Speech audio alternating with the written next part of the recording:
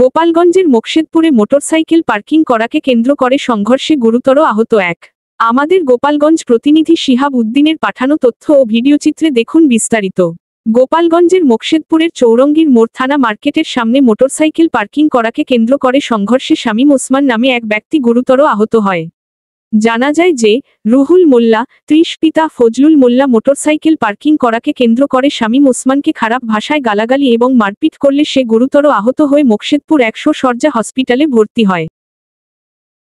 আপনার স্বামীর সাথে কি ঘটনা ঘটছিল আজকে? আমার স্বামী সকাল 10টার দিকে দোকানে আসার পথে এখানে গাড়ি পার্কিং করার জন্য সাইডে তার আসামির বাইকে একটু অল্প টাচ লাগে, তার জন্য আসামি ক্ষিপ্ত হয়ে আমার হাজবেন্ডের, ওনার নাম কি যে ওনার নাম রুহুল মোল্লা। রুহুল মোল্লা, হ্যাঁ, এই বাজারের পাশেই তার বাড়ি।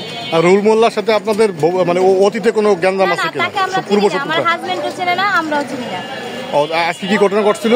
যে আজকে ঘটনা ঘটছিল, আমার হাজবেন্ড দোকানে আসার সময় তার গাড়িতে সে ধূমপান করতেছিল, গাড়ি থামাইয়ে আবার তার গাড়ির সাথে আমার হাজবেন্ডের একটু টাচ লাগে, গাড়ির একটু টাচ লাগে।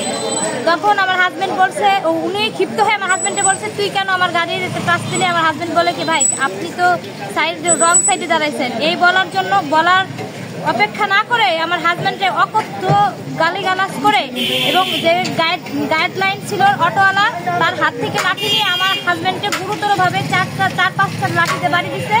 বাড়ি দেওয়ার কারণে আমার হাজবেন্ডের 3-4 জায়গা কেটে গেছে এবং আর 10-12টা সেলাই লাগছে। আমি ঘটনাস্থলে ছিলাম না, কিন্তু শুনছি যে এই রুহুল মোল্লা নামে যে ব্যক্তি আসামি, সে খুব মেজাজ করা থাকে তার পিতার সাথে এবং আশেপাশে মানুষের সাথেও গ্যাঞ্জাম করে বেড়ায়। এখন আপনি কি চাচ্ছেন? আমি চাই যে এটা আইনের আওতায় এনে তাকে সুষ্ঠু বিচার, যেভাবে এটা আইনের আওতায় যেভাবে বিচার করার দরকার সেজন্য সেই বিচারটা হয়, এবং এটা এর জন্য আমি সবার কাছে এই বিষয়ে কি আপনারা মামলা করতে চাচ্ছেন? জি, আমরা মামলা করবো।